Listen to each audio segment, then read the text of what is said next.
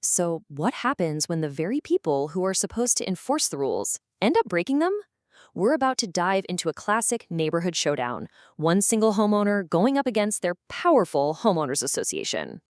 Yeah, that's the big question here, and it's at the heart of a real court case out of Arizona. It's a story all about what can happen when just one person decides to demand accountability, and it really shows you why knowing your rights is so important. This whole thing didn't kick off with some big dramatic fight. Nope. It started with something way more common. Just a simple, straightforward request from a homeowner to his HOA. Okay, so let's meet our main character, Michael Pursley. Now, if you live in a community with an HOA, his situation is probably going to sound pretty familiar. He's a member, he pays his dues, and, he had some really basic expectations for the people in charge. And look, he wasn't asking for the moon here. We're talking about the absolute basics, that the HOA would, actually hold its required annual meetings and hand over copies of its documents when asked. Seems simple enough, right? Well, you'd think that would be easy, but what started as a totally reasonable request pretty quickly ran into a frustrating wall of silence. Just take a look at this timeline. It's pretty wild. According to the court documents, for 2 whole years, 2017 and 2018, no annual meetings at all. Then, in January 2019, Mr. Pursley starts asking for some documents. He asks, nothing. Asks again in April. Crickets. He has to ask a 3rd time in June before they finally get back to him. That's a wait of almost 6 months for some basic paperwork. So after years of no meetings and months of his requests just vanishing into thin air, Mr. Pursley realized, okay, enough is enough. It was time to take this thing to court. And he did everything by the book. After getting ignored, he filed a formal petition. And the HOA's response, according to the official documents, they just flat out denied everything, which of course set the whole thing up for a formal hearing.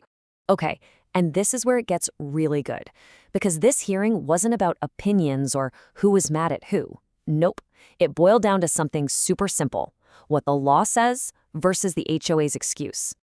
All right, first up, the meetings. The Arizona law is about as clear as it gets. It says a meeting shall be held at least once a year. Now, in legal speak, shall isn't a suggestion, it's an order. It means you have to do it. And what about getting those documents? The law is just as black and white. The association has 10 business days to fulfill a request. 10. Let's just remember that timeline again. They took almost 6 months, not 10 days. It's not even in the same ballpark. So here's what it all came down to at the hearing. The HOA's big excuse was basically, hey, we didn't think enough people would even show up for an official meeting, to get what's called a quorum. But Mr. Pursley's case was way simpler. He was just like, I don't care. The law says you have to hold a meeting, period.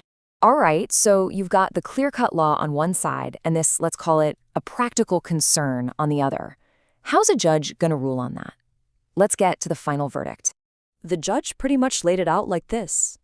Look, I hear your concern about people not showing up. I get it. But it doesn't matter. The law is the law, and you failed to hold the meetings that you were legally required to hold.